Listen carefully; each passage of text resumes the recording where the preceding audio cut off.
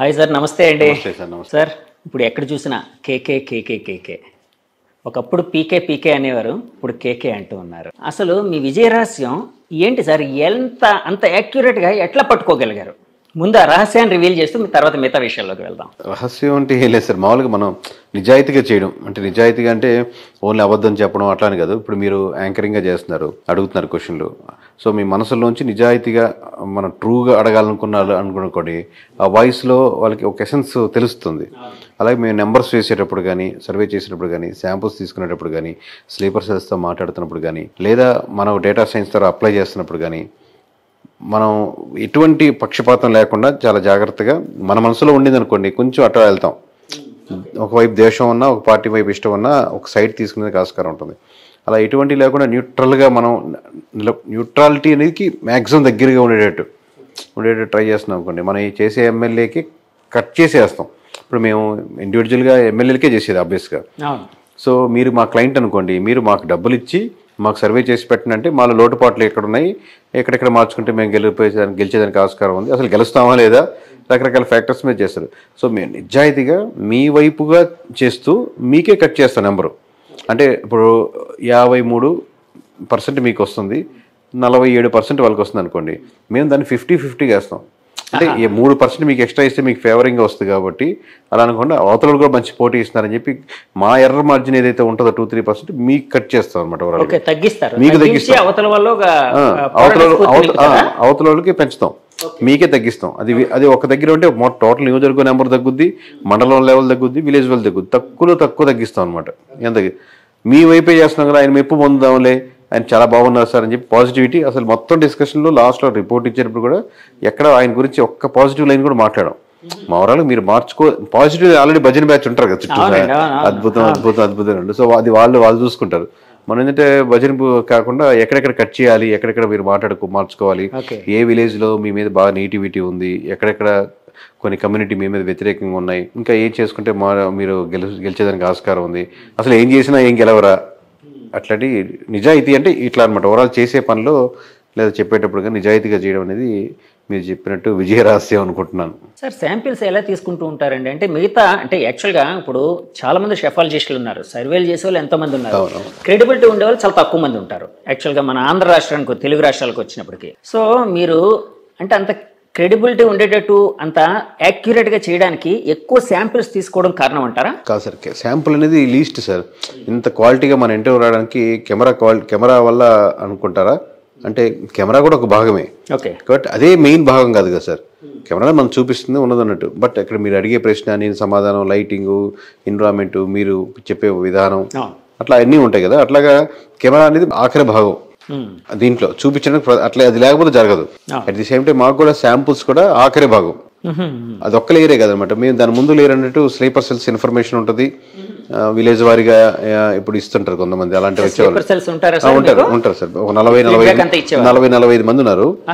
ఒక టోటల్ గా న్యూట్రాలిటీగా మెయింటైన్ చేస్తూ ఈ నియోజకవర్గంలో విలేజ్ వారీగా ఇచ్చేవాళ్ళు ఉంటారు. కొంతమంది వాళ్ళు అమౌంట్కి ఇచ్చేవాళ్ళు ఉన్నారు, లేదా నాకున్న పర్సనల్ ర్యాపో మీద కొన్ని విలేజ్లు, కొన్ని దగ్గర మండలాలు అలా ఇచ్చేవాళ్ళు ఉన్నారు. అలాగే మనం డేటా సైన్స్ అప్లై చేసే దగ్గర దీనికి డేటా సైన్స్ ఏంటంటే మొత్తం మన దగ్గర ఉన్న డేటా కానీ, ప్రీవియస్ డేటా కలెక్ట్ చేసింది కానీ, ఓవరాల్గా ఈ ఎమోషన్ ఇట్లా వీళ్ళు మారుతున్నారు కానీ, కమ్యూనిటీ పరంగా ఏమన్నా మారుతున్నారా, క్యాస్ట్ మారుతున్నారా, ఇవన్నీ ఈక్వేషన్స్ పరంగా సిస్టమ్ ఏదే ఒక ఆల్గరిథం మనం ప్రిపేర్ చేసుకుని ఆల్గరిథం ప్రకారం వేసే నెంబర్స్ ఉన్న డేటా ఉంటుంది. అయితే మనం ఓన్ సర్వే కంపెనీ ద్వారా, కేకే సర్వీస్ ద్వారా తక్కువ శాంపుల్స్ తీసుకొని మండల స్థాయిలోనో లేకపోతే ఇంకొంచెం డీటెయిల్గా ఉన్న రిపోర్ట్ ఉంటుంది. అలాగే మీరు ఏదైతే ఆర్డర్ ఇస్తారో నాకు, దాన్ని చిన్న కంపెనీకి ఒక అవుట్ సోర్సింగ్ కూడా ఇంకొకసారి వెరిఫికేషన్ లాగా, మన కూర అన్నం చేసుకొని ఒక ఉప్పు కారాలు చూస్తాం కదా, అలా పనికొచ్చేదానికి అవుట్ సోర్సింగ్ కూడా ఇస్తాం. ఆల్ రిపోర్టు ఆధారపడం కానీ ఆ రిపోర్ట్ వెరిఫై చేస్తుంది దానికి ఇంకోసారి ఒకటి మనం అంతే. సో ఇంకోటి వెరిఫై చేసేదానికి కంప్లీట్ అవుట్ సోర్సింగ్ కూడా ఇస్తాం.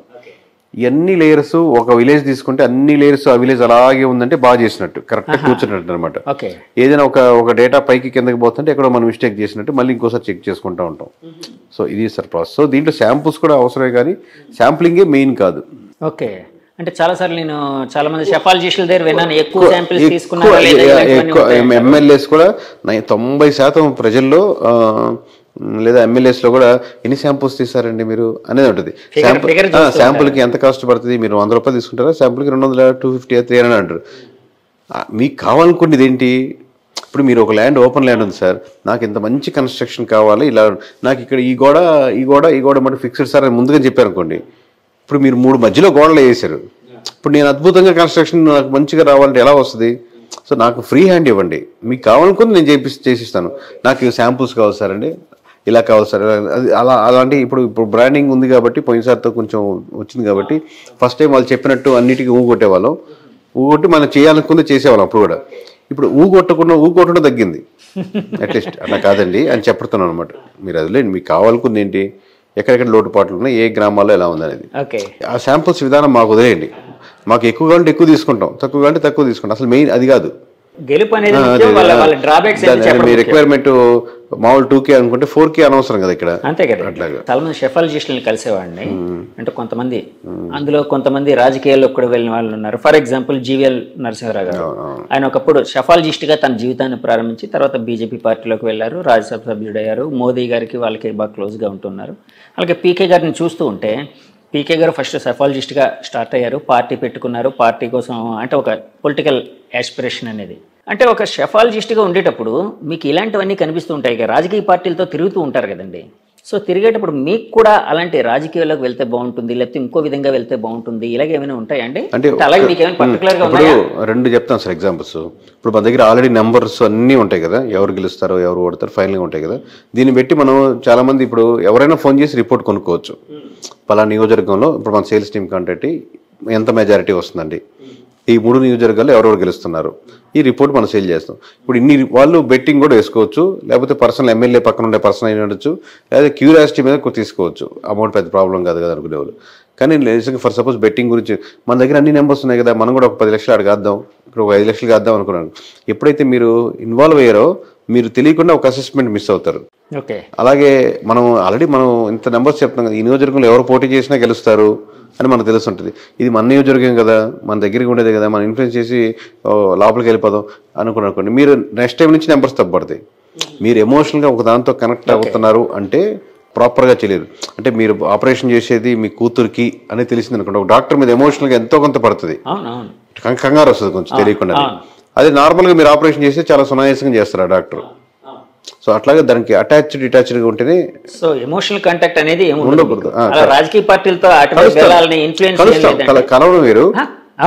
కలుస్తాం, అందరినీ కలుస్తాం కాబట్టి టీడీపీ అయినా వైసీపీ అయినా ఎవరిని కలిసినా కలుస్తాం. బట్ వాళ్ళతో అటాచ్ చేయనుకోండి, లోపలికి వెళ్తే మనకు ఈ సర్వే నుంచి డిటాచ్ అయిపోవాల్సి వస్తుంది. సార్ ఇందాల బెట్టింగ్ల కోసం అన్నారు కదా, అంటే యాక్చువల్గా ఎలక్షన్స్ తర్వాత ఆల్మోస్ట్ 24 రోజులు రిజల్ట్స్ రావడానికి బాగా. సో ఆ సమయంలో మీరు మీ సర్వే ఇచ్చారు ఇదంతా. అంటే ఎలక్షన్స్ తర్వాత మీరు చాలా మందికి పనిచేశారని అప్పటికే మీకు అంటే క్రెడిబిలిటీ ఉంది, ఇప్పుడు ఇంకా ఎక్కువైంది అది బాగా. సో అలాంటి సమయంలో ఎవరైనా మీకు ఫోన్ చేసి సార్ ఏ పార్టీ మీద బెట్టింగ్ కాస్తే బాగుంటుంది, ఏ మనిషి మీద బెట్టింగ్ కాస్తే బాగుంటుంది, ఇలా ఏమైనా మనం రిపోర్ట్ సేల్ చేస్తాం సార్. బెట్టింగ్ కాసుకోవచ్చా గీసుకోవచ్చా అది వాళ్ళ పర్సనల్ చాయిస్. అది ఎమ్మెల్యే ప్రతి రిపోర్ట్ ఎమ్మెల్యే తీసుకోవాలని లేదు. మీరు ఎవరి తాలూకు ఎవరి నుంచి ఫోన్ చేస్తారు అది మనకు అనవసరం అది. సో అందుకని దాని గురించి కాసుకోవచ్చా కాసుకోకూడదా, మీరు ఎమ్మెల్యే తాలూకా లేకపోతే మీరు వెనకాల ఏ పార్టీ ఉందని మనకు సంబంధం లేదు.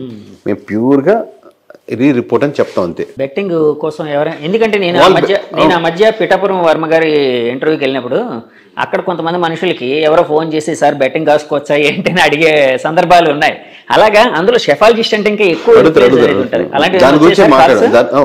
చేస్తాయి సార్, 100% ఉంటాయి. దాని గురించి మనం కమెంట్ చేయం, మేము రిపోర్ట్ సేల్ చేస్తాం.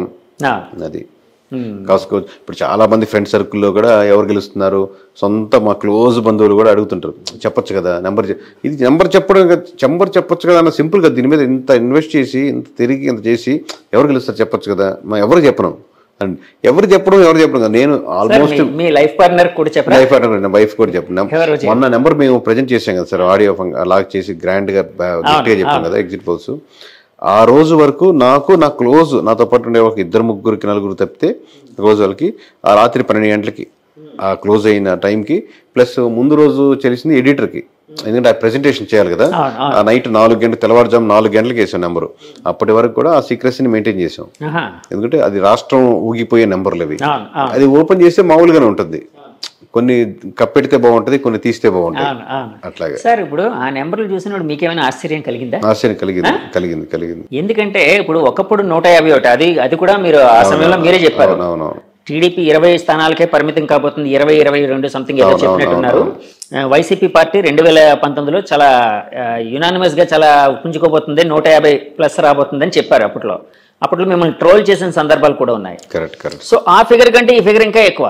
సో ఆశ్చర్యపోయినప్పుడు అంటే ఏం చేశారు సార్? అంటే దానికోసం విశ్లేషణ ఏమైనా చేశారా? విశ్లేషణ చేసాం. అలా ఇది నెవర్ కాన్సెప్ట్ సార్. ఫ్యూచర్లో మా నెంబర్స్ ఎగ్జాక్ట్గా మళ్ళీ కంటిన్యూ అవుతున్నా, ప్లస్ ఆర్ మైనస్ అటు ఇటుగా ఉన్న 2, 3 ఒక 5 అటు ఇటుగా ఉన్న.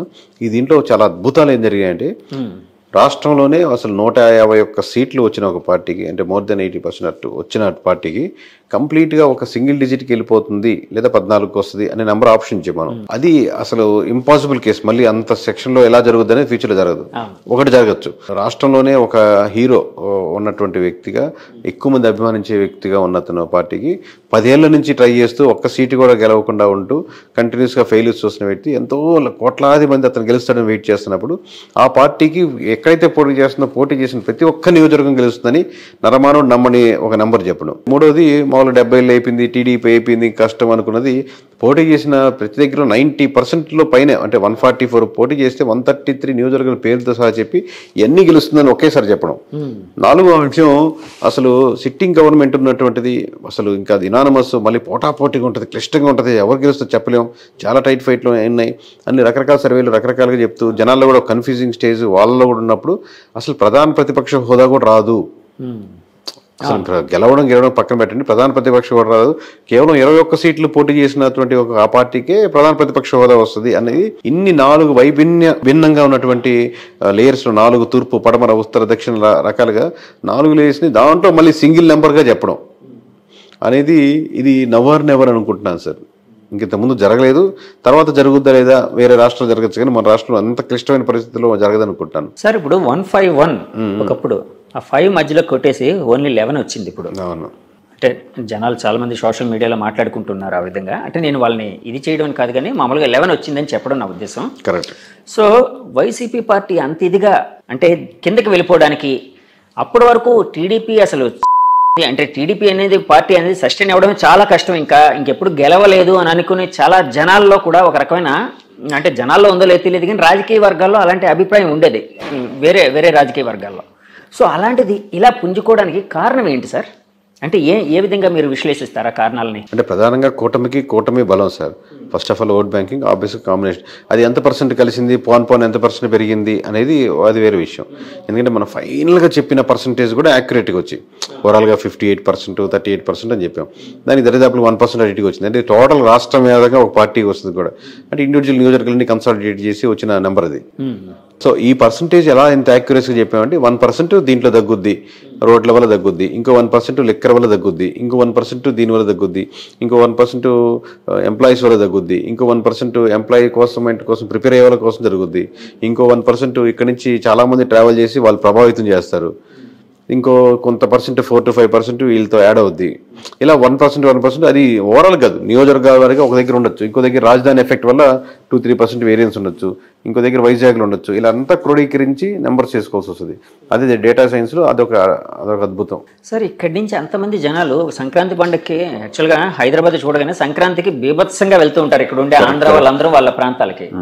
మళ్ళీ ఈ ఎలక్షన్ మే 13ని అలాంటి సంక్రాంతి కనిపించింది, అంటే అంత ఆ విధంగా మైగ్రేట్ అయ్యారు జనాలు.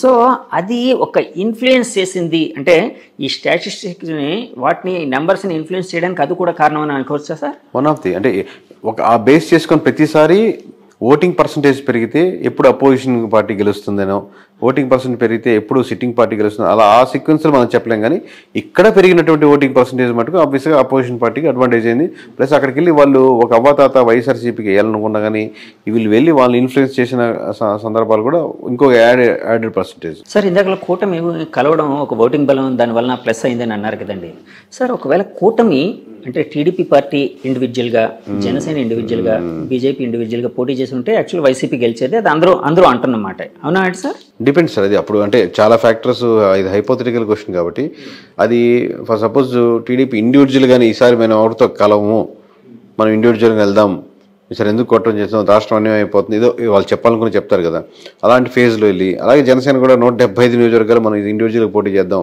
ఇది ఈ క్యాండిడేట్లు నేను ముందుగానే ప్రకటిస్తున్నాను, పలానా రాము గారు ఇక్కడి నుంచి కంటెస్ట్ చేస్తారు, పలానా రవి గారు ఇక్కడి నుంచి కంటెస్ట్ చేస్తారు, లేదా పలానా 50-60 నియోజకవర్గాలే కన్సాలిడేట్ చేద్దాం, మనం మొత్తం వద్దు 50కి 50 కొడదాం అన్న ప్లాన్తో వెళ్తే వేరే రకంగా ఉంటుంది. లేదు 175 పోటీ చేస్తే ఒక రకంగా ఉంటుంది. లేదు లాస్ట్లో పొత్తుల దాకా వచ్చి పొత్తులు సరిగ్గా కుదరలేదు, నువ్వు ఇచ్చేది నేను ఇచ్చేది మాట అనుకుని విడిపోయారు, అప్పుడు వేరే రకంగా ఉంటుంది. ఇలా నెంబర్ ఆఫ్ ఫ్యాక్టర్స్ బట్టి చెప్పినాం. బట్ పొత్తు లేకపోతే మటుకు చాలా నియోజకవర్గాల్లో టఫ్ ఫైట్ ఇచ్చినది. ఏ సినారియో ఏంటి అనేది ఒక్కొక్క దాంట్లో ఒక్కొక్క అడ్వాంటేజ్ ఉంటుంది. అవునండి. సార్ యాక్చువల్గా పవన్ కళ్యాణ్ గారు అంటే చంద్రబాబు గారు జైలు ఉదంతం జరిగిన తర్వాత పవన్ గారు వెళ్ళి యునానిమస్గా వాళ్ళకి అక్కడ ఒక సపోర్ట్ ఇవ్వడం అనేది ఈ రాజకీయ చిత్రాన్ని మార్చడానికి మెయిన్ కారణం అని భావించచ్చా సార్? ఒక షెఫాలజిస్ట్గా భావిస్తారా? అంటే దాని ముందు జరగాల్సిన నష్టాలు జరుగున్నాయండి. ఇప్పుడు 1% అని ఇంతకుముందు యాడ్ అయ్యింది. రోడ్లు ఆ రోజుతో బాగుపడలాగా, లేకపోతే ఆ రోజు నుంచి రోడ్లు బాగా లేకుండా లేవు కదా, రోడ్లు తీసుకుంది. లేదా ఎంప్లాయీస్ శాతం ఆల్రెడీ పవన్ కళ్యాణ్ కలిసినా కలవకపోయినా ఎంప్లాయీస్ అనేవో నెగిటివిటీ ఉన్నారు. ఇలా ఆల్రెడీ రెడీగా ఉంది. ఆ రెడీగా ఉన్నది కూటమిలో ఎవరికి వెళ్ళాలి, బీజేపీకి వెళ్ళాలా, టీడీపీకి వెళ్ళాలా, జనసేనకి వెళ్ళాలి, ఆ తర్వాత మారింది. లేదు ముగ్గురు కూటమే కాబట్టి ఒక పార్టీకి వెళ్తున్నాయి. అసలు ఎవరి కేకే గారు ఎప్పటి నుంచి ఈ రంగంలోకి వచ్చారు? ఇలా మీ పర్సనల్ లైఫ్ కోసం, మీ ప్రొఫెషనల్ లైఫ్ కోసం తెలుసుకోవాలని చాలా మందికి ఒక ఉత్సుకత అనేది అయితే ఉందండి ప్రపంచవ్యాప్తంగా. సో ఎక్కడ సార్ మీది, ఎక్కడ ప్రాంతం, ఏంటి, ఎప్పటి నుంచి ఈ ఫీల్డ్లోకి వచ్చారు? మా సొంతూరు నెల్లూరు అండి. ఈ సర్వీస్ రాకముందు నేను 8 సంవత్సరాల వరకు సాఫ్ట్వేర్ ఇంజనీర్గా పనిచేశాను. సో దీంట్లో ప్రధానంగా రావడానికి ఒక కారణం ఏంటంటే ఏదైనా పాజిటివ్ పనులు వీళ్ళతో చేపించేదానికి ఆస్కారం ఉంటుంది ఎమ్మెల్యేలతో. ప్లస్ ఓట్ బ్యాంకింగ్ కూడా కన్వర్ట్ అవుద్ది కదా. ప్లస్ ప్రజల పల్స్ నిజంగా ఏం కోరుకుంటున్నారు, నిజంగానే అందరు డబ్బులకే ఓట్లేస్తారా, అట్లాంటి రకరకాల డౌట్స్ ఇన్ని కరెక్ట్గా మనం నిజాయితీగా చెప్తే యూజ్ అవుద్ది. ఒకటి నా స్వార్థం ఏంటంటే వాళ్ళ చేత మంచి పనులు చేయించవచ్చని, ఒకటి ఏంటంటే మంచి పనులు చేస్తే ఓట్ బ్యాంకింగ్ కూడా మారుద్దని. సో సర్వీస్ చేయించుకున్నాం, రిజైన్ చేసి సాఫ్ట్వేర్ నుంచి బయటకు వచ్చి చాలా కష్టాలు అక్క మొక్కలు తినే దగ్గర ఉంటుంది అది, ఇదే పెద్ద తేడా కాదు కానీ.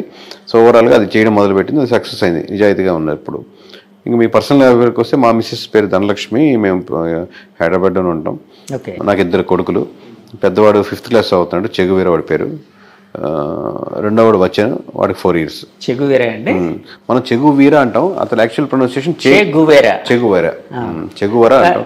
మేము మామూలుగా చెగు అని పిలుస్తాం.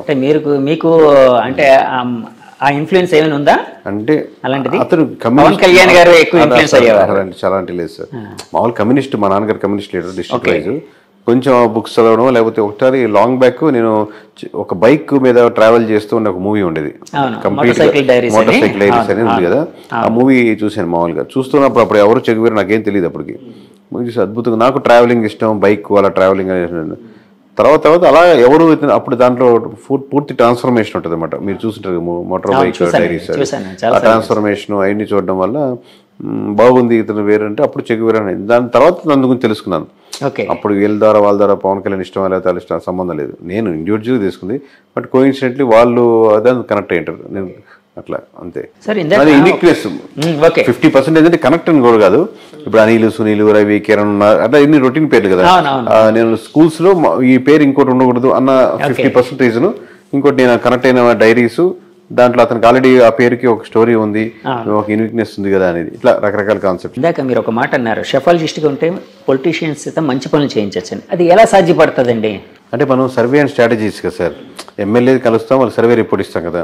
లాస్ట్లో మీరు ఇక్కడ నెగిటివిటీ ఉన్నది చెప్తున్నప్పుడు మీరు ఈ పనులు చేయండి సార్, అక్కడ యూజ్ అవుతుంది చెప్తాం కదా. ఆయనకి అడ్వైజ్ చేస్తాం, స్ట్రాటజీ కూడా చెప్తాం కదా ఎక్కడెక్కడ నెగిటివిటీస్ ఉన్నాయో. అప్పుడు ఆ థింగ్స్ చెప్పేటప్పుడు కొంచెం అక్కడ ఏదో ఎలక్షన్స్లో పెట్టుకునే డబ్బులు లాస్ట్ మినిట్లో పెట్టే డబ్బులు పెద్ద ఓటింగ్ % డిఫరెన్స్ ఉండదు. అది అమౌంట్ దీని మీద ఇన్వెస్ట్ చేయండి, మంచి పని మీద, ఇక్కడ కార్యక్రమం మీద ప్రజలకి ఎంతో హెల్ప్ అవుతుంది. మీకు ఆయన కావాల్సింది ఏంది? ప్రజలకు హెల్ప్ పక్కన పెడదాం, గెలవాలి. పోటీ చేసినప్పుడు గెలవాలి, ఫస్ట్ రీజన్ అదే. ఆ రీజన్ సక్సెస్ఫుల్ అవుతుంది కదా. అదే వేరే దగ్గర పెట్టే బదులు, రేపు పొద్దున్న లాస్ట్లో 20 కోట్లు 40 కోట్లు పెట్టే బదులు ఇక్కడ 2 కోట్లు పెట్టి ఈ గ్రామంలో ఈ సమస్యను తీర్చగలిగితే ఇది స్టాండ్గా ఉండిపోతారు. దాన్ని అడ్వర్టైజ్ చేసుకుని ఇంకో ₹1 పెట్టి అదే సమస్య. అలా మంచి పనులు అంటే అలా యూజ్ఫుల్ పనులు అనమాట, లాంగ్ రన్గా ఉండేటట్టు. ఇది డబ్బులు ఇస్తే టెంపరీ, తలా 2,000 ఇచ్చినా తీసుకుంటే, తలా 3,000 ఇచ్చినా తీసుకుంటారు. కానీ టెంపరీ కదా, 2 రోజులు ఖర్చు అయిపోద్ది. కానీ అటుగా ఒక ఆర్గనైజేషన్గా ఏదైనా స్ట్రక్చర్గా మీరు ప్లాన్ చేశారనుకోండి, ఆ 2-3 గ్రామాలకి స్టాండర్డ్గా ఉంటుంది ఎప్పటికీ. సార్ ఇందాక మీరు ఒక మాట అన్నారు, కూటమి కలవడానికి ముందే జరగాల్సిన నష్టం జరిగిపోయింది వైసీపీ పార్టీకి. అంటే జరగాల్సిన నష్టం అంటే వాళ్ళు చాలాసార్లు చెప్పుకొని వచ్చారు, మేము లక్షల కోట్ల డబ్బులు జనానికి పంచుతూ ఉన్నాం, ఎలాంటి మధ్యవర్తి లేకుండా జనం అకౌంట్స్కి వెళ్ళేటట్టు, వాళ్ళకే లబ్ధిదారులకి డైరెక్ట్గా చేరేటట్టు చేస్తున్నాం. సో అదంతా మాకు చాలా హెల్ప్ చేస్తుందని. సో నష్టం అన్నారు కదా సార్, ఆ నష్టం ఏంటి సార్? అంటే 3 రాజధానులు ఇలాంటివి ఏమైనా నష్టపరిచాయా వాళ్ళని? అంటే హెల్ప్ చేసిన ఆ మాట వెల్ఫేర్ స్కీమ్స్ ఖచ్చితంగా పాజిటివ్ ఉంటుంది సార్, దాంట్లో డౌట్ లేదు. కాబట్టి ఎంత పాజిటివ్, ఒక 5% యాడ్ అవుద్ది అనుకోండి, అది ఒక్కటే సరిపోదు కదా గెలుపుకి. మీరు ఆల్రెడీ 25% ఎంత ఓట్ బ్యాంకింగ్ ఉందనుకోండి, ఇంకో 5% 30కి వస్తారు. కానీ మీరు 30 సరిపోదుగా, ఇంకో 20% యాడ్ అవ్వాలి. లేదా మీకు లాస్ట్ టైం పడేటువంటి 50%లో ఇంకో 10-15 మంది వెళ్లకుండా ఆగాలి. అప్పుడు కానీ మీరు 30కి రారు. ఇప్పుడు మీరు వెళ్లకుండా ఆగాలంటే రోడ్లు బాగుండాలి. రాజధాని ఇష్యూలో నిజంగా రాజధాని కాకుండా రాజధాని పక్కన పెట్టు, ఇది బాగుంది చూడు అని ఆల్టర్నేటివ్ ఉండాలి. రాజధాని కాన్సెప్టే కాదు, దాన్ని మించిన ఎమోషన్. మీరు ఒక దాంతో సఫర్ అవుతున్నారు, నాకు ప్రమోషన్ కావాలంటే ఖచ్చితంగా ప్రమోషన్ ఇవ్వాలండి, శాలరీ పెంచుతాను, ఓకే అంటే ప్రమోషన్ పక్కన పెట్టి మీకు శాలరీ సాటిస్ఫై అయ్యారు. సో ఆ ఎమోషన్ ని కనెక్ట్ చేయడం ఏదో అంతే, 100%. లేకపోతే ఇన్ని రకాలుగా డ్యామేజ్ అవ్వదు, ఇన్ని లేయర్లో. సో ఏ ఎమోషన్ ఎక్కడ మిస్ అవుతున్న దానికి ఆల్టర్నేటివ్ గా మీరు ఇంకో ఎమోషన్ యాడ్ చేయగలగాలి. ఆ ఎమోషన్ యాడ్ చేయడంలో మిస్ ఫెయిల్ అయింది సార్. అలాగే నేను చాలా సార్లు చాలా మంది దగ్గర, పెద్ద పెద్ద వాళ్ళ దగ్గర ఒక మాట అయితే విన్నాను, అసలు ఈ ఎలక్షన్ అంతా జగన్ వర్సెస్ జగన్ గా జరిగింది. అంటే వాళ్ళు అన్నది ఏంటంటే జగన్ రావాలి, జగన్ పోవాలి, ఈ రెండింటి మీదే బేస్ అయ్యి ఈ ఎలక్షన్ నడిచింది అని. ఇలాంటి స్టేట్మెంట్ ని మీరు అంటే యాక్సెప్ట్ చేస్తారా, ఏకీభవిస్తారా, లేకపోతే డినై చేస్తారా? అంటే పార్షియల్ కరెక్ట్ ఉందండి. పోయినసారి చంద్రబాబు రావాలి, చంద్రబాబు పోవాలి అన్నట్టు జరిగింది అనుకున్నాం అనుకోండి. అబ్వియస్ గా రెండు పార్టీల మధ్య ఓటు బ్యాంకింగ్ జరుగుతున్నప్పుడు రెండు పార్టీల్లో ఎవరికి చంద్రబాబు జగన్ అనుకుంటున్నారు. వీళ్ళు చెప్పేటప్పుడు జగన అని వీళ్ళు దాన్ని ప్రమోట్ చేస్తున్నారు. బట్ యాక్చువల్లీ ఏంటంటే ఏ నియోజకవర్గంలో ఆ నియోజకవర్గంలో ఓటేస్తారు. ఇప్పుడు మొత్తం రాష్ట్ర వ్యాప్తంగా నా ఓటు రిప్రజెంట్ చేస్తున్నాను అని కాదు కదా. నా నియోజకవర్గంలో ఈ ఎమ్మెల్యేకి వేద్దామా, ఎమ్మెల్యేతో పాటు చంద్రబాబుని కూడా చూసేద్దామా, ఎమ్మెల్యే చెడ్డోడు కానీ తెలుస్తుంది కానీ చంద్రబాబు మీద నాకు అభిమానం ఉంది వేద్దాంలే, అది ఈడు చాలా మంచివాడు ఎమ్మెల్యే కాకపోతే జగన్ మీద నాకు వ్యతిరేకత ఉంది వీళ్ళేంలే. సో ఈ ఫ్యాక్టరీ ఒకటి ఆలోచిస్తాడు. వీడు ఓవరాల్గా జనం అని అనుకోడు, నేను తన ఓటు తమ అంటే వాళ్ళ ఇంట్లో వాళ్ళు ఓటు ఇన్ఫ్లుయెన్స్ చేయగలుగుతారు. కన్సాలిడేట్గా మనం చెప్తున్నప్పుడు మనం యాజ్ ఏ సర్వే దాంట్ నుంచి వచ్చాం కాబట్టి కన్సాలిడేట్గా ఆ ఓట్ బ్యాంకింగ్ ఎలా వెళ్తుందో అనుకుంటాం. దాంట్లో నెగిటివిటీస్ ఏంది, పాజిటివిటీస్ ఏంది, ఏ ప్రాంతానికి ఆ ప్రాంతానికి తగ్గట్టే. సార్, రాష్ట్ర వ్యాప్తంగా వైసీపీ పతనానికి ముఖ్యమైన కారణాలు ఏమైనా ఒక 2-3 చెప్పాల్సి వస్తే ఏది మెయిన్ కారణంగా చెప్తారు? పతనం అనేది కరెక్ట్ కదా సార్. పతనం అనేది పొలిటికల్ పతనం ఎందుకంటే వాళ్ళు 30% ఓట్ బ్యాంకింగ్ ఉంది, వాళ్ళ ఓట్ బ్యాంకింగ్ వాళ్ళకి స్టిల్ ఉంది. 100 మందిలో 30 మంది నిలబడ్డారు, 70 మంది నిలబడ్డారు. ఇటు మనకి ఇట అల్గారిథమ్స్ లో మనకు ఉన్నటువంటి rules and regulations government of ఇండియాలో ఉన్నట్టు కాబట్టి మెజారిటీ ఓట్ బ్యాంకింగ్ బట్టి సీట్లు రావు కాబట్టి ఓన్లీ నియోజకవర్గాల బారు కాబట్టి మీకు తక్కువ కనపడుతుంది. కానీ 100కి 30% మంది అంటే చిన్న నెంబర్ కాదు. ప్రతి కోట్లో 30 లక్షల మంది ఉన్నారు. సో సీట్లు అంటే ఇప్పుడు ఇందాక చెప్పినట్టు ఒక్కొక్కటి ఫ్యాక్టర్. ఇందాక చెప్పినట్టు రోడ్డు కావచ్చు, అక్కడ స్కూల్స్ కావచ్చు, హాస్పిటల్స్ మంచి డెవలప్మెంట్ లేకపోవడం కావచ్చు, రకరకాల ఫ్యాక్టర్స్. అంటే ఏదో ఒక ఎమోషనల్ కాంటాక్ట్, ఏదో ఒక రీజన్ అయితే అంటే స్టేట్ వైడ్ గా ఒక ఏదో కారణం ఉండే అవకాశం ఉంది కదండి. అట్లాంటిది ఏదంటారు? అంటే ఒక షెఫాలజిస్ట్ గా మీరు స్టేట్ వైడ్ గా అదే సార్. ఇప్పుడు మీకు ఇప్పుడు అంటే మీకు వన్ సైడ్ కనపడింది కాబట్టి అలా అనిపిస్తుంది. ఇప్పుడు రాజధాని స్టేట్ వైడ్ జరిగిందంటే రాజధాని మీకు కృష్ణా గుంటలో ఉన్నట్టు మీకు శ్రీకాకుళంలో ఉండకపోవచ్చు, రాప్తాడులో ఉండకపోవచ్చు. రాప్తాడు ప్రజలు మనకు అమరావతిలో ఉండే రాప్తాడు సమస్యల మీద వేస్తుంది. అలాగే స్టేట్ వైజ్ ఉన్న డెవలప్మెంట్ మీద కూడా చూసుకుంటూ ఉంటుంది. అలాగే కొంచెం ఎమ్మెల్యే మంచివాడైతే కొంచెం కన్సిడర్ అవుద్ది. అయితే 2-3 సార్లు ఓడిపోయినాడు, ఈసారి గెలవాలని సానుభూతి అవుద్ది. ఓవరాల్ జనరలైజ్ గా స్టేట్మెంట్ చెప్పలేము. కూటమి కట్టడం జనరలైజ్ గా స్టేట్మెంట్ చెప్పుకోవచ్చు. కూటమి రాష్ట్ర వ్యాప్తంగా అడ్వాంటేజ్ అయింది. అంటే నేను చాలా మంది మా ఛానల్ తరఫున కొంతమంది పబ్లిక్ బైట్స్ తీసుకునేటప్పుడు చాలా మంది ఏమనేవారంటే, అంటే కూటమిని యాక్సెప్ట్ చేసే వాళ్ళందరూ వెల్ఫేర్ అనేది ఉంది కానీ డెవలప్మెంట్ లేదు, సో డెవలప్మెంట్ లేకపోవడమే మాకు చాలా ఇబ్బందికరంగా ఉందని ఎవరు. ఆ డెవలప్మెంట్ లేకపోవడం అనేది రాష్ట్ర వ్యాప్తంగా వైసీపీని ఓడించడానికి కారణమై ఉండొచ్చా సార్? డెవలప్మెంట్ మీరు కొన్ని విషయాల్లో చేసినప్పటికి కూడా ఆ నియోజకవర్గంలో వాళ్ళు they have to feel this development. నాకు మంచి స్కూల్స్గా మార్చారు. ఈరోజు నా పిల్లవాడిని మధ్య తరగతి నాకు 30,000 వస్తున్నాయి, నేను ప్రైవేట్ స్కూల్ కట్టి 20,000 కట్టి పంపించాల్సిన అవసరం లేదు. ఈరోజు మంచి జగనన్న స్కూల్స్ బాగున్నాయి, నేను దానికే పంపిస్తాను. అందరూ అలా ఊర్లో ఎక్కువ మంది వెళ్తున్నారు అనుకోండి, ఆబ్వియస్గా మీరు వాళ్ళకి అడ్వర్టైజ్ చేసుకోనక్కర్లే అట్లాగా. సో అదేం ఫ్యాక్టర్ కాదంటారు సార్? అంటే మారుతూ ఉంటుంది అంటారు డెవలప్మెంట్ అనేది,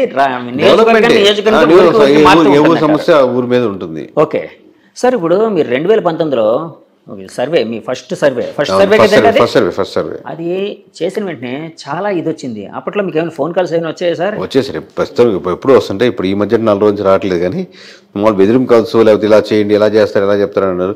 పోనీ మీరు ఒక నెంబర్ చెప్పండి సార్ అంటారు. అంటే ఎమ్మెల్యేస్ నుంచి, మినిస్టర్ నుంచి నాకు రాదు సార్. నాకు అడ్వాంటేజ్ ఏంటంటే నాకు అన్ని పార్టీల నుంచి తెలిసిన వాళ్ళే కాబట్టి సన్నిహితులే. అది మనం వర్క్ చేసిన క్లయింట్, సన్నిహితం అనుకుంటే కూడా క్లయింట్ అనొచ్చు, ఎందుకంటే ఆ డిఫరెన్స్ ఉంటుంది. సన్నిహితం అంటే క్లోజ్నెస్ అయిపోతుంది. సో క్లయింట్సే కాబట్టి కాబట్టి మ్యూచువల్ రెస్పెక్టే ఉంటుంది. అది ఓకే వాళ్ళు వేరే ఆ జిల్లాలో వేరే వాళ్ళు తెలియకపోయినా కేకే నాకు తెలుసు బాగా చేస్తారు అని వాళ్ళు వెళ్తుంటారు కాబట్టి నాకు వాళ్ళ నుంచి థ్రెటన్ కాల్స్ ఉండవు. ఓకే కింద ఉండేటువంటి ఎవరైనా విలేజ్లో ఉండే చిన్న వాళ్ళు పార్టీ మీద అభిమానంగా ఉండేవాళ్ళు ఒకసారిగా జీర్ణించుకోలేరు కదా. 151 అయినా జీర్ణించుకోలేరు, ఇప్పుడు 161 వస్తాయని చెప్పినా జీర్ణించుకోలేరు.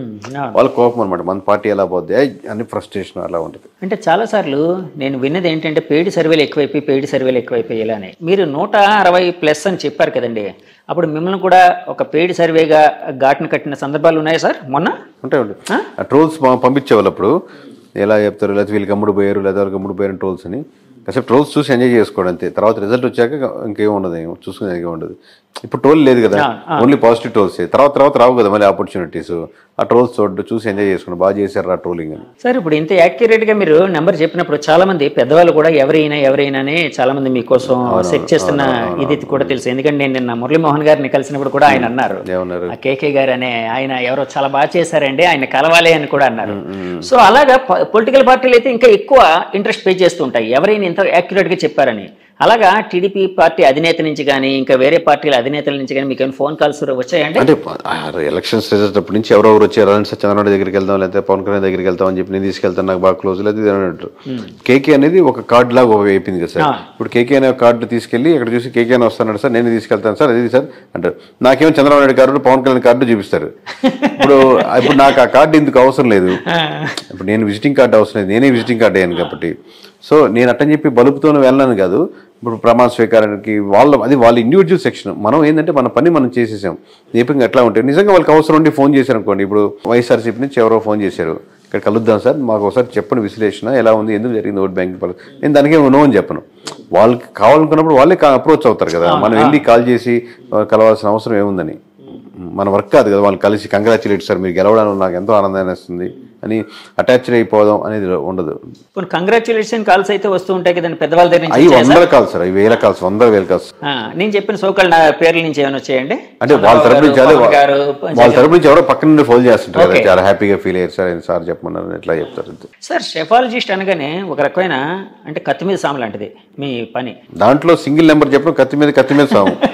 కత్తి కోసం ఉంటుంది, ఆ కోసం నిలబడ్డట్టు, అంచు మీద నిలబడ్డట్టు, అటు ఇటు లోపలికి దిగిపోద్ది. అవును, ఎందుకంటే ఎప్పుడైనా కూడా అంటే రాజకీయాలు అనేటప్పుడు ఒకరు ప్రేమిస్తారు ఒకరు ద్వేషిస్తారు. మీరు ఒక నెంబర్ చెప్తే వాళ్ళకి ఫరగా ఉందనుకోండి, వాళ్ళు విపరీతంగా ప్రేమిస్తారా, మా సూపర్గా చెప్పారా అని. అవతల వాళ్ళు నిజంగా ద్వేషిస్తారు. అంటే మీరు ఇందాక మెచ్యూరిటీ అన్నారు కదా, అది వేరే లెవెల్. అంటే మామూలు కార్యకర్త స్థాయి కింద స్థాయి వ్యక్తుల కోసం నేను కింద కేడర్ కోసం చెప్తున్నాను. ఇలాంటి అంటే ఒక రాజకీయ పార్టీలకి గెలుపు ఓటమి ఉంటుందండి. అంటే ఇప్పుడు ఈరోజు వైసీపీ ఓడిపోయింది, 2024లో పుంజుకునే అవకాశం ఉండొచ్చు, అంటే కరెక్ట్గా పనిచేసి ఉంటే. అంటే కూటమి కంటే కొంచెం బాగా వీళ్ళు చేయగలిగితే రేపు పొద్దున్న ఏమైనా చేయగలిగి. కానీ షెఫాలజిస్టులు కూడా అంటే కొన్నిసార్లు సక్సెస్ఫుల్గా ఉంటారు, కొన్నిసార్లు ఫెయిల్యూర్స్ లోనే అవుతారు. ఫర్ ఎగ్జాంపుల్ ఆరామస్థాన్ గారు మీరు చెప్పారు, ఆరామస్థాన్ గారు చెప్పారు. ఆరామస్థాన్ గారిది అంటే ఓడిపోయిన తర్వాత ఫుల్ జనాలు ట్రోల్స్ చేయడం, ఆయన ఫోన్ స్విచ్ ఆఫ్ చేసుకోవడం ఇలాంటివన్నీ జరిగాయి. సో అంటే షెఫాలజిస్టులు కూడా ఇంత ద్వేషం అంటే ఇంత నెగిటివిటీ ఉండడం అవసరం అంటారా? అంటే ప్రజల నుంచి లేకపోతే ఆ కేడర్ నుంచి. ఇప్పుడు ఎవరో ఒక అతను వచ్చేసి జగన్మోహన్ రెడ్డి గారు 150 వస్తున్నాయి, లేదా పవన్ కళ్యాణ్ గారికి 21 వస్తున్నాయి అనుకోండి, దాని మీద అటెన్షన్ రాదు, ఎవరు చూడరు, పెద్ద కమెంట్ రాదు, 1-2 కమెంట్లు వస్తాయి. కానీ ఒకరు నమ్మి వాళ్ళ బ్యాక్గ్రౌండ్ వర్క్ బాగుండి అటెన్షన్ తెచ్చుకొని చేసినప్పుడు ఆబ్వియస్గా మీరు కొంచెం దగ్గరగా ఫీల్ అయితే ఇబ్బంది ఉండదు. మరీ దూరంగా తూర్పు అంటే పడమర అంటే తూర్పు అంది అనుకోండి, ఆబ్వియస్గా దాని మీద పార్టీలకి వ్యక్తులకి ఇట్లా రకరకాల వ్యక్తులు ప్రభావితం అవుతుంటారు. కాబట్టి ఆ ప్రభావితం చెందినవాడు తప్పనో ఒప్పనో దాని తీవ్రం కమెంట్ చేస్తారు. రిజల్ట్ వచ్చాక ఇంకా అసలు తీవ్రం అయిపోతుంది, ఇంకా మామూలుగా కాదు అంతే. సో మామూలుగా మోస్ట్లీ చెప్పేది ఏంటంటే మీరు ప్రాపర్గా ఉంటే మటుకు ఆబ్వియస్గా ప్రజలు అభిమానిస్తారని అనుకుంటున్నాను. మనం మిస్ అయితేనే మిస్ కొడుతుంది సార్. ఇప్పుడు 2024 ఎలక్షన్ అయిపోయింది, ఇప్పుడు ఫామ్ అవుతుంది కూటమి. ఒకవేళ 2029లో మళ్ళీ వీళ్ళు కూటమి వాళ్ళు రావాలి అంటే ఎలాంటి డెవలప్మెంట్స్, ఎలాంటి ఫ్యాక్టర్స్, అంటే ఎలాంటి మంచి పనులు, ఇందాక మంచి పనులు అన్నారు చూడండి, కొన్ని అడ్వైజ్ చేస్తూ ఉన్నారు కదా. ఒక షెఫాలజిస్ట్గా అడ్వైజ్ చేయాల్సి వస్తే ఎలాంటి పనులు వీళ్ళకి కూటమి వాళ్ళకి చంద్రబాబు నాయుడు గారికి అడ్వైజ్ చేస్తారు మీరు? సో ఖచ్చితంగా అండి, మనం లాస్ట్ టైము చెప్తున్నాం, ఈసారి చెప్తున్నాం, మీరు ఓన్లీ వెల్ఫేర్ స్కీమ్స్ మీదే ఆధారపడి గవర్నమెంట్ నడుపుతున్నామంటే అవతల పార్టీ ఏది ఉంటుంది అప్పుడు ఏది క్యాప్చర్ చేయగలుగుతుంది అనేది వేరే విషయం. బట్ ఓన్లీ ఫ్రీ స్కీమ్స్ మీద డిపెండ్ అవుతుంది. అంటే ఇప్పుడు మీకు సూపర్ 6 అని పెట్టారు సార్, సూపర్ 6లో ఒకటి తీసేయండి పోనీ, ఇది బస్సుల్లో ఫ్రీ ప్రయాణం తీసేశారు అనుకోండి, స్టిల్ ఇదే నెంబర్ వచ్చిండేది. ఈ నెంబర్లో ఎటువంటి మార్పు ఉండేది కాదు అవునా ఓవరాల్గా. లేదు ఇంకొంచెం ముందుకెళ్ళి సిలిండర్లు తీసేశారు అనుకోండి, 3 సిలిండర్లు తీసేసారు, అది పెద్ద మార్పు లేకుండా ఇంచుమించు ఇదే రేంజ్ లో ఉండేది. ఎక్కడో చిన్న డిఫరెన్స్ తప్పితే 1% తప్పితే. అంటే ఎందుకు సార్ వ్యతిరేకత అంత ఎక్కువగా ఉందనా? వ్యతిరేకత ఎక్కువ ఉంది. పీపుల్ ఎక్స్పెక్ట్ చేసేది ఎక్కువ. మీరు కన్విన్స్ చేయగలగాలి. ఇప్పుడు ఫ్రీ స్కీమ్స్ ఏదైనా తగ్గించిన లెట్స్ పెన్షన్ ఉంది, పెన్షన్ మంచి స్కీమ్ అనుకుందాం, దాంట్లో ఎక్కువ మంది ఎఫెక్ట్ పడుతున్నారు అనుకుందాం అనుకోండి. మీరు ఏదైనా స్కీమ్ తీసేయాలనుకుంటే పీపుల్ కన్విన్స్ చేసే ఆప్షన్ ఉందన్నమాట ఎక్కువ. ఎందుకంటే ఎందుకు తీస్తున్నాను, ఈ స్కీమ్ ఎందువల్ల ఉపయోగం ఉంది, ఆ పార్టీలు ఇచ్చి ఇలాగే పోతున్నాయి, ఇప్పుడు మీరు ఎక్స్పెక్ట్ చేసేటట్టు మంచి స్కూల్స్, గవర్నమెంట్ స్కూల్స్ మీరు ఎక్కడికి పోనక్కర్లేని రాసిస్తాను, మీరు వెళ్ళాలనుకుంటే వెళ్ళండి, మంచి ఇంటర్నేషనల్ స్కూల్ కావాలి అనుకుంటారు. కానీ మీకు కావాలంటే మంచి గ్రౌండ్, బేసిక్ నీడ్స్, మంచి స్టాఫ్, టీచర్స్, మంచి ఎడ్యుకేషన్ ఉండేటట్టు, లేదా ఏదైనా ప్రైవేట్ స్కూల్కి గ్రౌండ్ లేని ఉండేటట్టు ముక్కుపాదం లాంటి తొక్కేసి, నా దృష్టిలో 5 సంవత్సరాలు దాటే లోపల 5 సంవత్సరాలు దాటిన కుర్రోడు వరకు 25 సంవత్సరాల వరకు మీరు ఎక్కడ ఎడ్యుకేషన్లో తిరిగి చూసుకోవాలని డెవలప్ చేస్తాను. మీకు కావాలంటే నేను ఫ్రీ గవర్నమెంట్ స్కూల్ కాబట్టి ఫ్రీ అని కూడా చెప్పాల్సిన అవసరం లేదు. మీరు ఎంతో కొంత బేసిక్ ఫీజు స్ట్రక్చర్ ఎందుకంటే పూర్తిగా గవర్నమెంట్ పైన భారం పడకుండా అలా ఉండేదని డెవలప్ చేద్దాం. దీనికి కావాలంటే ఎన్ఆర్ఐస్ చాలామంది ఉన్నారు కాబట్టి స్కూలింగ్ వరకు స్టాండర్డైజ్ చేసేద్దాం.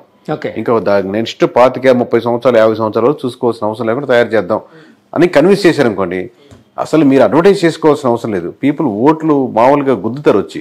అంటే పీపుల్ని పాలసీ ఒకటి చేంజ్ చేసేటప్పుడు ఒకటి మేక్ చేసేటప్పుడు 360 degrees ఆ పాలసీకి ఆలోచించి ఓన్లీ ఓట్ బ్యాంకింగ్ ప్యాటర్న్లోనే కాకుండా ఇది లాంగ్ టర్మ్గా ఎలా ఉంటుందని ఆలోచించి దాన్ని ఇప్పుడు మా ద్వారానే కదా, ఎవరైనా ఒక ప్రైవేట్ మీరు చేసే సర్వే వేరు, అవుట్ సోర్స్ అంటే సంబంధం లేకుండా మీ పార్టీతోనో గవర్నమెంట్తో సంబంధం లేకుండా అవుట్ సైడ్గా మాలాంటి సంస్థలు ఇంకో ఏదైనా సంస్థ దాన్ని చేపించి ఏంటి ఆ పాలసీ మేకింగ్లో ప్లస్లు ఏంటి మైనస్లు ఏంటి, దీన్ని ఎంత ప్రభావితం చెప్పొచ్చు, దీని బడ్జెట్ అన్ని ఓవరాల్ డిస్కస్ చేసుకుని ముందుకు వెళ్ళగలిగితే అది చేంజెస్ ఉంటాయి. పీపుల్ ఎలాంటి మార్పులు ఉంటాయని లేదు ఓన్లీ ఈ పథకం ఇద్దామా అని చెప్పి ఒక పథకాలు పెట్టుకుంటా పోతే ఓట్ బ్యాంకింగ్ ప్యాటర్న్ పెద్దగా మారవు.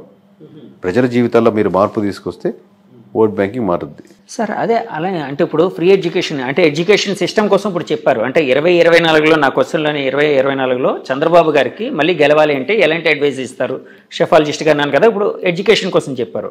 ఇంకా అలాంటివి ఇంకేమైనా ఉన్నాయా సార్? అలాంటి చాలా ఉన్నాయి సార్. అది ఒక సెక్షనే, ఒక మినిస్ట్రీకి సంబంధించిన సెక్షన్ కదా, ఎడ్యుకేషన్ మినిస్ట్రీకి సంబంధించిన సెక్షన్. అలాగే అన్ని మినిస్ట్రీస్ ఇప్పుడు సోలార్ పవర్ ఉంది, విండ్ పవర్ ఉంది, లేదా వాటిని ప్రైవేట్కి ఇండిపెండెంట్గా ఉన్న ఇంటికి కనెక్ట్ చేయడం. ఓన్లీ మనకు చాలా చెప్పారు సార్, మామూలు కెమికల్ లెస్ ఫుడ్ తయారు చేయాలి. అసలు మీరు ఎంత రియాలిటీగా నిజంగా ఎంత అప్లై చేశారు? ప్రతి ఒక్క ఫుడ్ మీద కెమికల్ ఉంది. దీంట్లో కొంతమంది సెక్షన్ కనెక్ట్ అవుతూ ఉంటారు. కెమికల్ లేని ఫుడ్ తినాలనుకున్న సెక్షన్ ఒకటి. నా గవర్నమెంట్ స్కూల్కి పంపించలేక ప్రైవేట్ స్కూల్కి వెళ్ళి నా పిల్లలకి నాకు వచ్చే 30,000లో 2 పిల్లల స్కూల్ ఫీజులు ఆ ఫీజులు కట్టాలంటే దాంట్లో 20,000 ఖర్చు అయిపోతూ ఉంటుంది. అది కాక రెంట్లు గింట్లు వేరే విషయం. అసలు 20,000 శాలరీ కోసం ఎక్కడో వైజాగ్కో విజయవాడకో హైదరాబాద్కో వెళ్ళాల్సిన అవసరం లేదు. ఒక స్పెషలైజేషన్ అంటే వేరే విషయం, అది మండలాల్లో పెట్టలేము. సో మండలంలోనే నాకు సింపుల్గా నాకు ఎక్కడ సొంత ఇల్లు ఉంది, ఈ 15,000 20,000 ఇక్కడ నేను వెళ్ళి సంపాదించుకునేదానికి చిన్న పరిశ్రమలు ఇలా ఒక్కొక్క లేయర్లో ఉంది సార్. మొత్తం కలిపి ఒక లేయర్ కాదు. So as a chief minister of Andhra Pradesh you have to take a decision అని ఒక్కొక్క లేయర్లో స్టాండర్డైజ్ చేయాలి. ఇది చెప్పాను, ఇది చేయలేకపోతున్నా దాని ముందుకు వచ్చి బ్లఫ్ చేస్తారన్నమాట ఎక్కువ. ఎందువల్ల నాది కదా, వాళ్ళ వల్ల ఇలా అయిపోయింది, వీళ్ళ వల్ల ఇలా అయిపోయింది అని చెప్పి నువ్వు బ్లఫ్ చేసి యాక్సెప్ట్ చేసి యాజ్ ఎ లీడర్గా ఎందుకంటే నేను హోప్ పెట్టిస్తారు. నువ్వు తప్పు ఒప్పుకొని సారీ సార్ నేను 10 నిమిషాలు లేట్గా వచ్చానండి అని మీరు యాక్సెప్ట్ చేశారనుకోండి, ఒప్పుకుంటారు దానికి. అంటే యాక్చువల్గా జగన్మోహన్ రెడ్డి గారు గెలిచిన వెంటనే 5 లక్షలు 10 లక్షల సంథింగ్ ఏదో ఉద్యోగాలు అన్నారు, ఏదో 20 లక్షల సంథింగ్ నెంబర్ నాకు గుర్తులేదు కానీ. సో ప్రతిపక్షాల నుంచి టీడీపీ కూటమి నుంచి టీడీపీ నుంచి ఎక్కువ విమర్శలు ఏమొచ్చేవంటే వాళ్ళు చేయలేదు అని అన్నారు. సో జనాలు కూడా దాన్ని ఫీల్ అయ్యారు. సో జగన్మోహన్ రెడ్డి గారు నేను చేయలేకపోయినని చెప్పి యాక్సెప్ట్ చేసి జనాల్ని కన్విన్స్ చేయగలిగితే నెగ్గే అవకాశం ఉండేదా సార్? మనం 100 అనుకుంటాం సార్, ఇంట్లో 4 పనులు చేద్దాం అనుకుంటాం, ఒక పని కుదరదు. కానీ మీ వైఫ్కి మీరు ఫోన్ చేసి నేను సాయంత్రం 6 గంటలకు రాలేకపోతున్నాను, ఎందువల్లంటే ఇది ఇక్కడ బిజీగా ఉంది, పెద్ద ఆయనతో ఉన్నాను, మీరు చెప్పినట్టు ఏదో ఉన్నారు, కన్విన్స్ చేసుకోకపోతే కన్విన్స్ చేసుకుంటారు. మీరు చెప్పే రీజన్ కన్విన్సబుల్గా ఉండే దానికి అదర్ ఆల్టర్నేటివ్ చూపించగలిగితే, మనం 6 గంటలకు రాలేమనుకున్నా మనం బయటకు పోయి భోంచేద్దాం, ఈరోజు రెస్టారెంట్కి వెళ్దాం ఉన్నాను అనుకోండి, దానికంటే బెటర్ ఆప్షన్ ఇచ్చారన్నమాట. 1 గంట లేట్గా వస్తాను బట్ బయటకు వెళ్దాం, అంటే బెటర్ ఆప్షన్ ఇస్తున్నారు. సో ఒక ప్రాజెక్ట్ని కూడా ఇది పాలసీ చేయలేకపోతున్నాం, బట్ దీనికంటే ఇంకో సెక్షన్లో బెటర్ ఆప్షన్ ఓకే అలా ఇవ్వగలిగితే కన్విన్స్ అవుతారు. ఇదేం పెద్ద లాజిక్ అర్థమైతే సింపుల్ లాజిక్, అర్థం కాకపోతే ఇది పెద్ద డేటా సైన్స్ సార్. ఇప్పుడు అంటే చిన్న గీత పెద్ద గీత లాగా అంతేనండి. అంతే సార్. ఇప్పుడు చంద్రబాబు గారు యాక్చువల్గా ఇందాక సూపర్ 6లో ఇప్పుడు ఉచిత బస్సు పథకం కావచ్చు, లేకపోతే సిలిండర్లు 3 సిలిండర్లు ఫ్రీగా ఇచ్చే పథకం కావచ్చు, ఇలాంటివి తీసేసినా కూడా సేమ్ ఫిగర్స్ అదే విధంగా విజయం వచ్చేదని అన్నారు కదండి. ఇప్పుడు రేపొద్దున్న అంటే సూపర్ 4 అని పెట్టుకోవాలి. సూపర్ 4 కాదు, 2029లో ఒకవేళ ఆయన చేయలేక అంటే ఈ పథకాలన్నీ వద్దు అని అనుకొని నేను ఈ పథకాలు ఏమీ చేయను, మామూలుగా నేను ఒక మంచి పరిపాలన చేస్తాను అంటే జనాలు యాక్సెప్ట్ చేస్తారా సార్? అది కష్టం అవుద్ది. అన్ని పథకాలు ఒక్కొక్క దానికి ఒక్కొక్క డిస్కషన్, మళ్ళీ సింపుల్ గా ఓవరాల్ గా చెప్పలేము దానికి. ఎందుకంటే ఒక్కొక్క స్కీమ్ ఏ సెక్షన్ మీద ఎఫెక్ట్ పడుతుంది, ఏ సెక్షన్ చూసి ఎంతమంది ఓట్ బ్యాంకింగ్ పడింది, దాన్ని కన్విన్స్ చేసుకుని మీరు ఏ ఆల్టర్నేటివ్ చేస్తారు. నేను మంచి పనులు చేస్తానంటే కాదు, నేను సిలిండర్ తీసేస్తాను మీకు మంచి గవర్నమెంట్ ఇస్తాను, మీ సిలిండర్ తీసి దాంతో పాటు ఏమి ఇద్దాం అనుకుంటున్నారు. ఇప్పుడు ఆల్రెడీ మీరు కమిట్ అయ్యారు కాబట్టి అప్పుడు మీరు చేసుకునే ఆప్షన్ కన్విన్స్ అవుతారు కూడా ప్రజలు. ఎందుకంటే మీరు మంచి పరిపాలన అందిస్తారనే ఓట్ బ్యాంకింగ్ ఎక్కువ ఉంది అంటున్నాను. ఆ ఓట్ బ్యాంకింగ్లో ఇంకా అదర్ ఆప్షన్స్ లేవు. ఓటర్ ఏ విధంగా ఓట్ చేసే ముందు అంటే ఆ ఈవీఎం మిషన్ మీద వేలు పెట్టి నొక్కే ముందు ఎలాంటి ఇన్ఫ్లుయెన్స్ అనేది ఉంటుంది, అంటే ఏ విధంగా ఆయన ఎమోషన్ ఉంటుంది అనేది ఏమైనా చెప్పగలుగుతారా?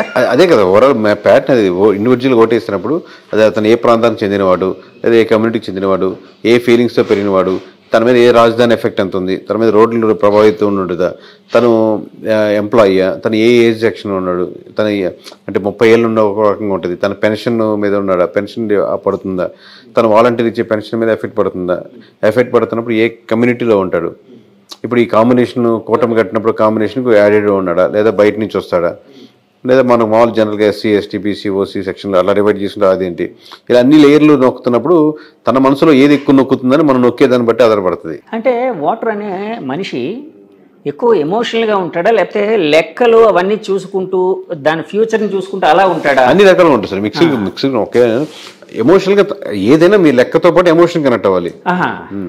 మీరు ఏ లెక్కతో ఉన్నారు, నాకు మంచి రోడ్లు ఉన్నాయి, అదొక ఎమోషన్, హాయిగా ఉందండి. ఇప్పుడు గతుకులు డిగ్గు డుగ్గు డుగ్గు అని పోతుంది, కాదు జరిగిపోతుంది, అదొక ఎమోషన్, నష్టపోతున్నామని. సార్ అలాగే ఇప్పుడు షెఫాలజిస్ట్గా మీరు అంటే మీ ప్రయాణం అద్భుతంగా ఉంది. మిమ్మల్ని ఇన్స్పైర్ చేసిన షెఫాలజిస్టులు లేకపోతే ఇన్ఫ్లుయెన్స్ చేసిన షెఫాలజిస్టులు ఎవరైనా ఉన్నారు సార్? ప్రస్తుతానికైతే అట్లా ఏం లేరు. మామూలుగా షెఫాలజిస్ట్ లేదు, కానీ ఇప్పుడు మనం డేటాను వెరిఫై చేస్తున్నాం సార్. ఈ డేటా చూస్తున్నప్పుడు దారుణం కనబడుతూ ఉంటుంది. రోడ్లు బాగాలేవు, ఈ సమస్యలు ఉన్నాయి, పోయినసారి చెప్పాం ఈసారి చెప్పాం. కానీ మనకు పూర్వంలో దేశం కోసం ప్రాణాలు అర్పించి ఇంత కష్టపడి జీవితం మొత్తం పనంగా పెట్టి వాళ్ళు లాస్ట్లో ప్రాణత్యాగాలు చేసిన వాళ్ళు, ఇది ఎమోషనల్ కనెక్ట్ అయిన వాళ్ళు, వాళ్ళ రిఫ్లెక్షన్ ఇక్కడ లేదే అని బాధ వేస్తూ ఉంటుంది. వాళ్ళు ఎందుకైతే పోయారో, ఎందుకైతే కష్టపడ్డారో, మనం 10 రూపాయలు దానం చేయాలంటే 10 రకాలుగా ఆలోచిస్తాం. అటువంటిది కుటుంబంలో చీత్కారాలు అనుభవించి ఎన్నో రకాలుగా ఉండి వాళ్ళు ఒక లాఠీతో కొడతా ఉన్నా ఇంకా వందే మాత్రం ఎవడంటారు సార్, వందే మాత్రం వాడికి ఎందుకు అవసరం? కానీ వాడి కోసం కాదు కదా. నెక్స్ట్ వచ్చి మనలాంటి జనరేషన్ వాళ్ళు ఇక్కడ ఊర్లలో ఇలాంటి సమస్యలు లేకుండా మన బ్రిటిష్ వాళ్ళు వెళ్ళిపోతారు, మన గవర్నమెంట్ వస్తుంది, అద్భుతంగా ఉంటుంది ఊహించుకుంటాడు. అలాంటి ఈ డేటా చూస్తున్నప్పుడు మా జీవితం ఇంకా ఇట్లాగే ఉంది కదరా అని చెప్పి బాధేస్తాం. అంటే వాళ్ళ భాగస్వామ్యం ఎందులో లేదని ఫీల్ అవుతున్నారు మీరు? అంటే ఎందులో లేదని అదే వెళ్ళే పద్ధతిలో గవర్నమెంట్స్ తీసుకునే పాలసీ, పొలిటికల్ సినారియో సింపుల్ కదా సార్. ఒక పాలసీ జీవితాలు మార్చేస్తుంది కదా. సో ఆ పాలసీ మేకింగ్ లో కావాల్సిన ఫ్రూట్స్ అది అందట్లేదని ఒక బాధగా. పాలసీ మేకింగ్ చేయాలి అంటే వాళ్ళు ఎమ్మెల్యేలు ఎంపీలు అవ్వాల్సిందే కదా సార్, అంతే కదండి. పాలిటిక్స్ లో కావాల్సిందే. నేను పొలిటికల్ గా తీసుకున్న డెసిషన్ లో వాటికి వచ్చే రిజల్ట్స్ లో వాళ్ళు ఏదైతే కలగన్నారో ఆ రిజల్ట్స్ కనపడలేదని, అది రిఫ్లెక్ట్ అవ్వట్లేదు ఆవేదన. 7 ఏళ్ళ నుంచి మీ ప్రయాణం మొదలు పెట్టారు ఒక షెఫాలజిస్ట్గా. ఈ రంగం ఎలా ఉంటుంది సార్? అంటే ఈ రంగంలోకి అంటే నేను చాలామంది చూస్తూ ఉంటాను, చాలామంది సాఫ్ట్వేర్ బ్యాక్గ్రౌండ్ నుంచి వచ్చిన వాళ్ళే ఇందులోకి వస్తూ ఉన్నారు. అంటే ఈ రంగంలోకి ఓన్లీ సాఫ్ట్వేర్ వాళ్ళే వస్తున్నారా, ఇంకా రకరకాల అంత స్కోప్ లేదు సార్? యాక్చువల్లీ అందరికీ తక్కువ. ఇప్పుడు నేను అయిపోయింది కాదు, మామూలుగా దీంట్లో స్కోప్ చాలా. ఇప్పుడు ఏపీ వరకే చూసుకున్నాం సార్, 170 నియోజకవర్గాలు మహా అంటే మీకు ఉండేది, ప్లస్ టైమింగ్ చాలా తక్కువ. అంటే లోకల్గా చేసుకున్నాం, మళ్ళీ 5 years తర్వాత ఏం చేస్తారు? ఇప్పుడు మనది సెక్షన్ అంటే లైక్ సీజనల్ బిజినెస్, సీజనల్ గా ఉంటుంది, ఆన్ రెగ్యులర్ బేసిస్ ఉండదు. అంటే ఒక నియోజకవర్గం వరకు ఒక జిల్లా వరకే చేసుకున్న చెప్తున్నాను, మళ్ళీ 5 years ఏం చేస్తారు? సో అట్లా అని చెప్పి జనాలు అనుకున్నట్టు కోట్లు చేయడం అలాంటివి ఉండదు. అది వేరే విషయం లేండి. మామూలుగా ఓవరాల్గా స్టేట్ వైడ్ కంట్రీ వైడ్ చేయగలనుకున్నారు, దాంతో మీకు వాళ్ళు ఇచ్చే డబ్బులతో ఖర్చులే పోతాయి. సో మీరు ప్యాషనేట్గా ఏదో ఇట్లాంటి చేయాలనుకుని వచ్చిన వాళ్ళకి కొంచెం చాలా వరకు 99% ఈ ఫీల్డ్ అది మేబీ ఇంకా దానికంటే బెటర్ ఫీల్డ్తో ఆలోచించి రావచ్చు, కానీ ఇండివిజువల్గా ఏదో కొంచెం కన్ఫైన్ అవుదాం అనుకున్న మటుకు కష్టమే. అంటే ఈ ఎలక్షన్లో సెఫాలజిస్టులు ఎక్కువ మంది పెరిగిన వాతావరణం అయితే కనిపిస్తున్నట్టుంది కదండి. అంటే ఎక్కువ మంది పెరుగుతుంది సార్. హోటళ్ళు కూడా ఉండే మనకు అప్పుడు ఇక్కడ ఈ లైన్లో ఒక హోటలే ఉంది, ఇప్పుడు 4 హోటల్స్ ఉన్నాయని చెప్పి అందరూ ప్రజలేం పెద్ద అద్భుతంగా మారదు. ఇప్పుడు 4 హోటల్స్ వచ్చాయంటే ఈ 4 సంవత్సరాల్లో ఆ వీధిలో 4 రెట్లు పెరగలేదు. అదే మనుషులు ఉన్నారు, అదే కూడా అదే అపార్ట్మెంట్ ఉన్నాయి, హోటల్ మటుకు 4 వచ్చాయి. ఈజీ కదా పెట్టడం. ఇప్పుడు ఒక ఎమ్మెల్యే అప్రోచ్ అయ్యి నేను ఎలా చేస్తారు ఏంటి అని అనవసరం, ఒక్కొక్కటి ఒక మెథడాలజీ రైట్ రాంగ పక్క పెడదాం. సో అలా సంవత్సరాలు పెరిగే కొద్దీ ఈజీ అవుతుంది. బట్ క్రీమీ లేయర్లో కొన్నే ఉంటాయి ఆబ్వియస్లీ. మీరు ఇప్పటి వరకు ఏ పార్టీకి సార్ వర్క్ చేశారు? అన్ని పార్టీలు వర్క్ చేస్తాం. టీడీపీ అందరికీ ఇండివిజువల్గానే, పార్టీగా కాదు.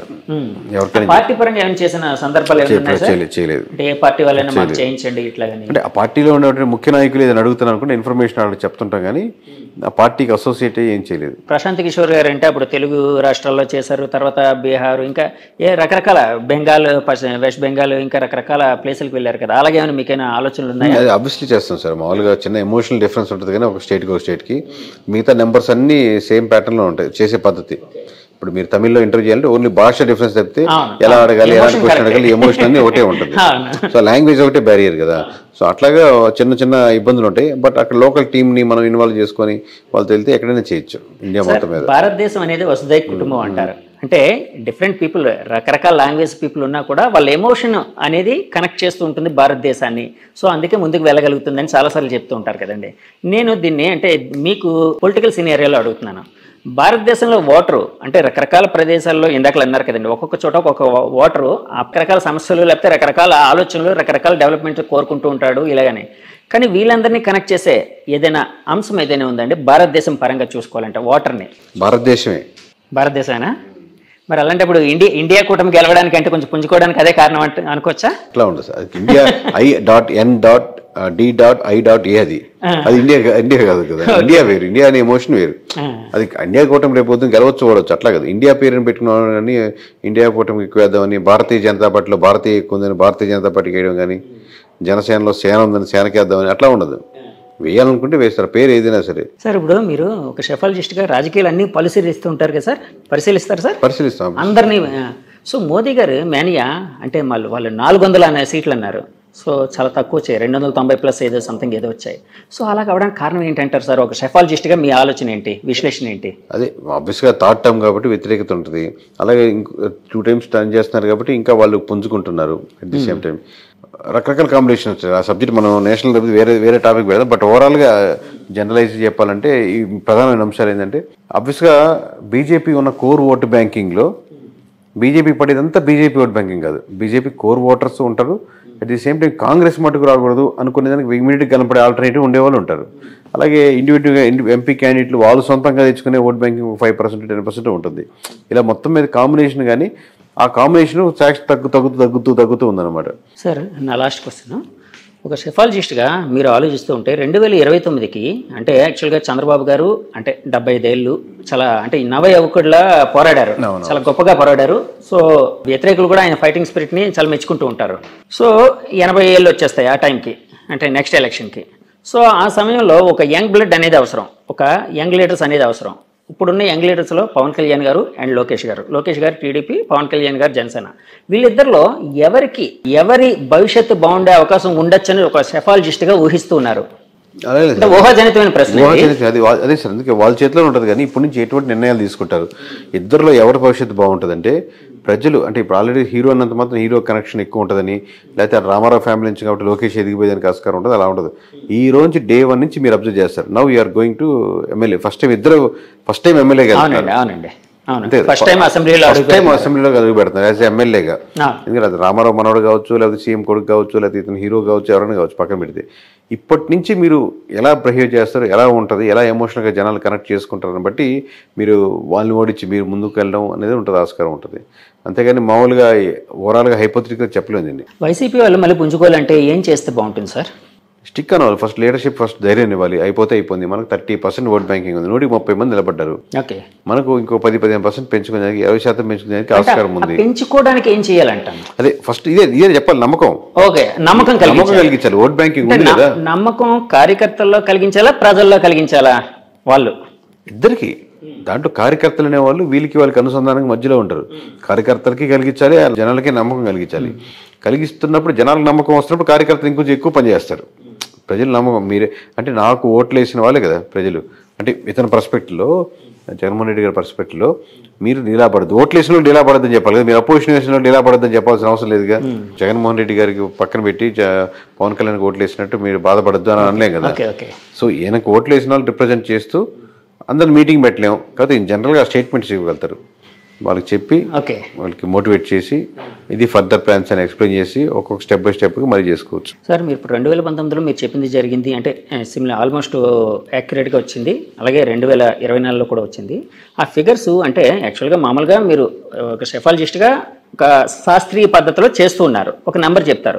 అది నిజమైనప్పుడు మీకు ఎలాంటి ఆనందం కలుగుతుంది, ఎలాంటి ఫీలింగ్ కలుగుతుంది? నేను చూస్తున్నాను సార్, మామూలు నెంబర్ +5 లోపలే ఉంటుందని ముందుగా నా ఎక్స్పెక్టేషన్. 5 అనేది అది ఎంత దగ్గరగా వచ్చి ఏదో ట్రైన్ S1 దగ్గర S1 ఆగినట్టు, S2 దగ్గర S2 ఆగినట్టు అలా వచ్చి దగ్గరగా హ్యాపీ, దానికి ఆనందమే.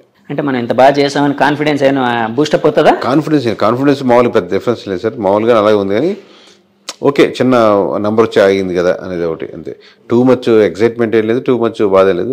ఆ దాటితే అబ్బా ఎందుకు మిస్ అయిందని ఆలోచించిన వాళ్ళం. దగ్గరికి వచ్చింది కాబట్టి ఓకే మన బాగానే ఉంది రైట్ అంతే. మీ నుంచి నెక్స్ట్ బ్లాస్టింగ్ నెంబరు ఏ స్టేట్ ఎలక్షన్కి సంబంధించి ఉండొచ్చు? అదే చూద్దాం సార్. ఇప్పుడు ఇంటర్వ్యూలు అయిపోయాక మళ్ళీ ఇప్పుడు ఏ స్టేటా, మన GHMCకి వెళ్ళాలా, ఢిల్లీ వెళ్ళాలా, లేకపోతే ఇంకో స్టేట్ వెళ్ళాలా, రకరకాలుగా ఆప్షన్స్ ఉన్నాయి. ఒకసారి కూర్చొని అంతా అయిపోయాక డిస్కస్ చేసి టీం ఎలా బిల్డ్ చేసుకుందాం, వేరే స్టేట్స్ అంటే ఎలా చేయాలి, రీఆర్గనైజ్ చేసుకున్నాం, మంచి స్ట్రక్చర్గా బిల్డింగ్ తీసుకొని ప్రాపర్గా చేసి కంట్రీ వైడ్గా చేసే కెపాసిటీ ఉందని నమ్ముతున్నాము.